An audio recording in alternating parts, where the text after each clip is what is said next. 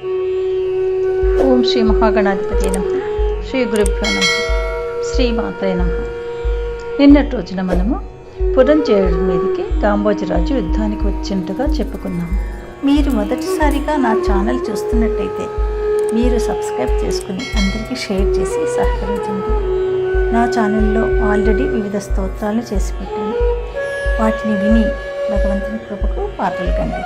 వివిధ రకాల ప్రయోజనాలను పొందండి. Thank you. ఆ పురాణాన్ని అత్రి మహర్షి అగస్త్యుడితో చెప్తున్నాడు. సాధారణమైన దొమ్మిగా కొట్లాటగా ప్రారంభమై ఆ సమరం ఒక మహాయుద్ధంగా పరిణమించింది. అస్త్రశస్త్రాలతో, పదునైన బాణాలతో, వాడి గుదియలతో, ఇనుప కట్ల తాడికర్రలతో, ఖడ్గ, పట్టింస, ముసల, శూల, భల్లాతక, తోమర, కుంభ, టార ఆయుధాలతో ఘోరంగా యుద్ధం చేశారు.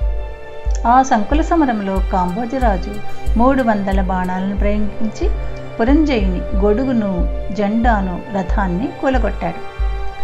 తర్వాత ఇంకొక 5 బాణాలతో గుర్రాలను కూల్చివేశాడు. మరికొన్ని బాణాలతో పురంజయుని గాయపరిచాడు. అందుకు కోపించిన పురంజయుడు బ్రహ్మాస్త్ర మంత్రంతో అభిమంత్రించిన పదునైన 10 బాణాలను కాంబోజరాజుపై వేశాడు. ఆ బాణాలు కాంబోజుని కవచాన్ని చీల్చి గుండెలో దిగబడ్డాయి. రక్తం ధారాపాతంగా కారుతుండగా తన వక్షంలో గుచ్చుకున్న బాణాలను పెరికి తీసి ఆ కాంబోజరాజు, ఓ పురంజయ, నేను పరుల సొమ్ముకు ఆశపడేవాడిని కాను. నీవు పంపిన బాణాల్ని నీకు తిప్పి పంపుతున్నాను, తీసుకో అంటూ వాణిని తన వెంట సంధించి పురంజయుని మీదకి ప్రయోగించాడు. ఆ బాణాలు పురంజయుని సారథిని చంపివేశాయి. ధనుస్సును ముక్కలు చేశాయి. పురంజయుని మరింత గాయపరిచాయి. అంతటితో మండిపడిన పురంజయుడు 20 రెక్కల బాణాలను వెంట సంధించి వాటిని ఆకర్ణాంతము లాగి కాంబోజునిపై వదిలాడు. ఆ 20 బాణాలు ఏకకాలంలో అతగాడి గుండెల్లో నుండి వీపుకుండా దూసుకుపోవడంతో కాంబోజరాజు మూర్ఛిల్లాడు. దానితో యుద్ధము మరింత భయంకరమైంది.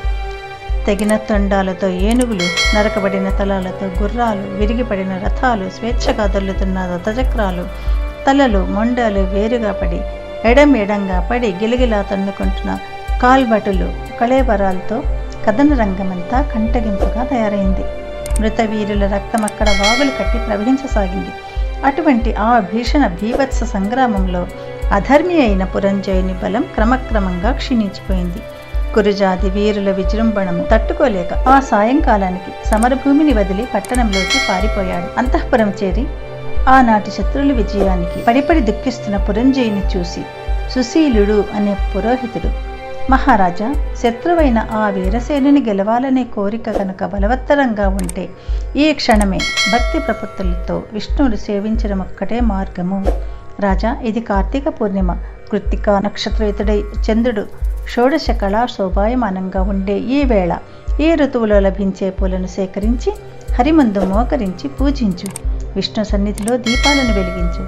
ఆయన ముందర గోవింద, నారాయణ ఇత్యాది నామాలతో మేళతాళాలతో ఎలుగెత్తి పాడు. ఆ పాటలతో పరవశుడైన హరిమందు నర్తించు.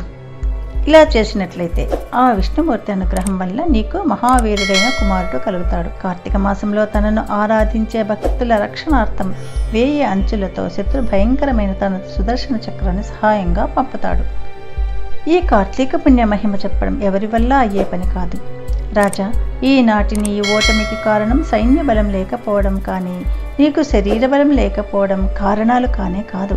మితిమీరిన అధర్మ వర్తనం వలన నీ ధర్మబలం, తద్వారా దైవ బలం తగ్గిపోవడమే నీ పరాజయానికి కారణం.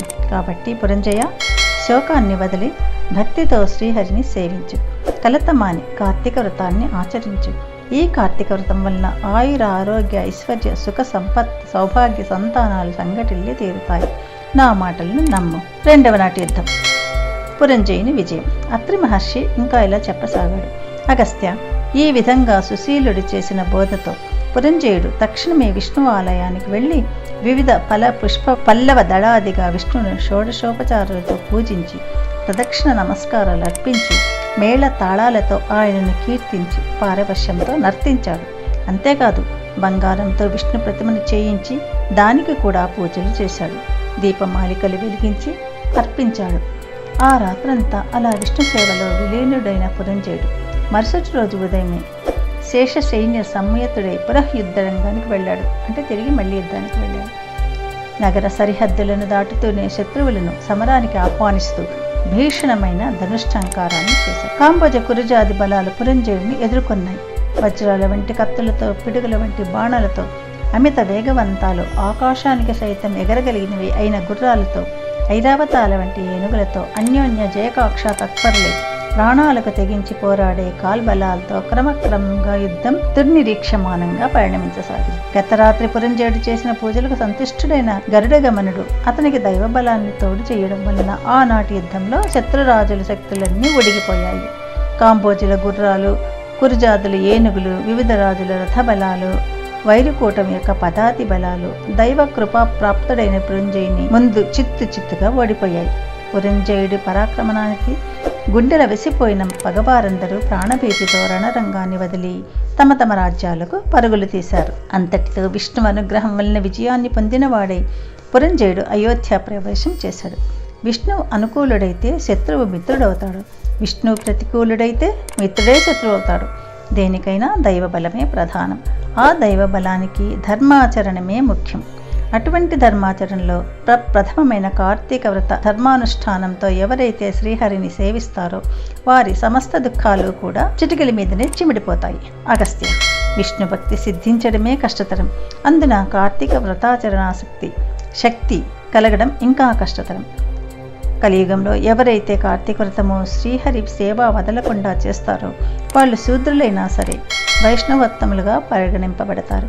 వేద విధులైన బ్రాహ్మణులైనప్పటికీ కూడా ఈ హరిసేవ కార్తీక వ్రతాచరణ లేని వాళ్ళు కర్మచండాలులే అని గుర్తించు. ఇక వేదవేత్తే హరిభక్తుడే కార్తీక వ్రతనిష్ఠుడైన వానియందు సాక్షాత్తు ఆ విష్ణువు నివసిస్తాడని చెప్పబడుతోంది. ఏ జాతి వాళ్ళైనా సరే ఈ సంసార సాగరాన్ని నుంచి బయటపడి ఉత్తమ గతుల్ని పొందాలనే కోరికతో విష్ణువుని అర్చించినట్లయితే తక్షణమే వాళ్ళు తరించుకుపోయినట్లుగా భావించు. అగస్త్య, స్వతంత్రుడు కానీ పరతంత్రుడు కానీ హరిపూజాశక్తుడై ఉంటేనే ముక్తి. భక్తులకు ఆ శ్రీహరి విష్ణువుకి భక్తులు అన్యోన్య రాగబద్ధులై ఉంటారు. భక్తులకి ఇహపరాలు రెండింటినీ అనుగ్రహించి రక్షించగలిగిన ఏకైక దైవం ఆ వాసుదేవుడే. విశ్వమంతటా నిండి ఉన్న ఆ విష్ణునందు భక్తి ప్రపత్తులున్న వారికి మాత్రమే కార్తీక వ్రతావకాశం చేజిక్కుతుంది. కాబట్టి వేద సమ్మతము, సకల శాస్త్ర సారము, గోప్యము, సర్వవ్రతోత్తమము అయిన ఈ కార్తీక వ్రతాన్ని ఆచరించిన కనీసం కార్తీక మహాత్మ్యాన్ని మనస్ఫూర్తిగా విన్నా కూడా వాళ్ళు విగత పాపులే అంత్యకాలంలో వైకుంఠం చేరుకుంటారు. మహత్వపూర్వకమైన ఈ 22వ అధ్యాయాన్ని శ్రాద్ధకాలంలో పఠించడం వలన పితృదేవతలు కల్పాంతర తృప్తిని కూడా పొందుతారు సుమా. పురంజయుని మోక్షం. హే అత్రిమునీంద్ర, విష్ణు కృప వలన విజయుడైన పురంజయుడు ఆ తర్వాత ఏం చేశాడు అని అగస్త్యుడు అడిగాడు. దానికి అత్రి ఇలా చెప్పసాగాడు. భగవత్ కృప వలన భండన భూమిలో విజయలక్ష్మి వరించిన పురంజయుడు అమరావతిలో ఇంద్రుని వలె తన అయోధ్యలో అత్యంత వైభవంతో ప్రకాశించాడు. గతంలోని దుష్టభావాలను విసర్జించి సత్య శౌచ పాలనం, నిత్య ధర్మాచరణం, దానశీలత, యజ్ఞయాగాది నిర్వహణలు ఇత్యాదులు చేస్తూ ప్రతివర్ష ప్రయుక్త కార్తీక వ్రతాచరణం వలన విగత కల్మషుడై విశుద్ధుడై అరిషద్వర్గాన్ని జయించి పరమ వైష్ణవుడై మనసాగాడు. అంతేకాదు నిరంతరము కూడా శ్రీహరి పూజా ప్రియుడై ఏ దేశాలలో ఏ ఏ క్షేత్రాలలో తీర్థాలలో విష్ణువుని ఏ ఏ విధాలుగా పూజించడం వల్ల తన జన్మ తరిస్తుందా అన్న తపనతో ఉండేవాడు. అంతగా హరిసేవా సంవిధాన సంతృప్తుడైన కారణంగా ఒకనాడు ఆకాశవాణి, పురంజయ, కావేరీ తీరంలో శ్రీరంగ క్షేత్రం ఉంది. శ్రీరంగనాథుడనే పేర అక్కడ వెలిసి ఉన్న విష్ణువును కార్తీక మాసంలో అర్చించి జనన మరణాల నుంచి కడతేరమని ప్రబోధించడంతో రాజ్యపాలనను మంత్రులకు అప్పగించి తగినంత చతురంగ బలయుక్తుడై అనేక తీర్థ క్షేత్రాలను దర్శిస్తూ అక్కడక్కడ యోగ్య విధిగా శ్రీహరినే అర్చిస్తూ కావేరీ మధ్యంగతమైన భూలోక వైకుంఠమైన శ్రీరంగాన్ని చేరి కార్తీక మాసమంతా కావేరీ నదిలో స్నానాదులను, శ్రీరంగంలో రంగనాథ సేవలను చేస్తూ ప్రతిక్షణము కూడా కృష్ణ, గోవింద, వాసుదేవ, శ్రీరంగనాథ అని హరినే స్మరిస్తూ జప దానాది విద్యుక్త ధర్మాలన్నింటినీ నిర్వర్తించి కార్తీక మాస వ్రతం పూర్తి చేసుకొని పునః అయోధ్యను చేరుకున్నాడు. అనంతరం ధర్మకామం వలన సత్పుత్ర పౌత్రాదుల్ని పొంది కొన్నాళ్ళు సర్వభోగ వివర్జితుడై భార్యా సమేతంగా వానప్రస్థం స్వీకరించి కార్తీక వ్రతాచరణ విష్ణు సేవలలో లీనమై తత్పుణ్యవకాశాన అంత్యంలో వైకుంఠాన్ని చేరుకున్నాడు. ఇక్కడితో మనకు 11వ నాటి పారాయణం పూర్తయిపోతుంది.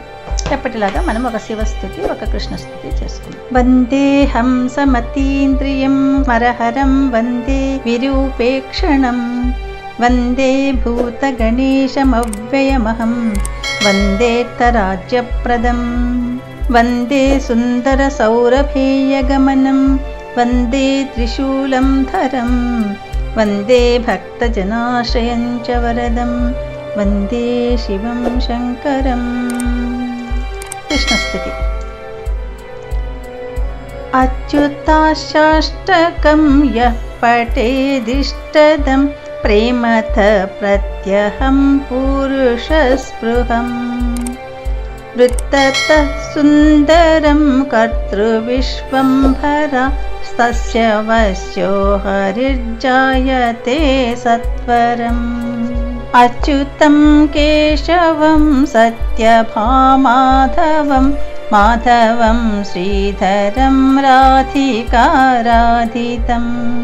ఇందిరామందిరం చేతసా సుందరం, దేవకీ నందనం నందజం సందధే. సర్వం శ్రీ శివకృష్ణార్పణమస్తు.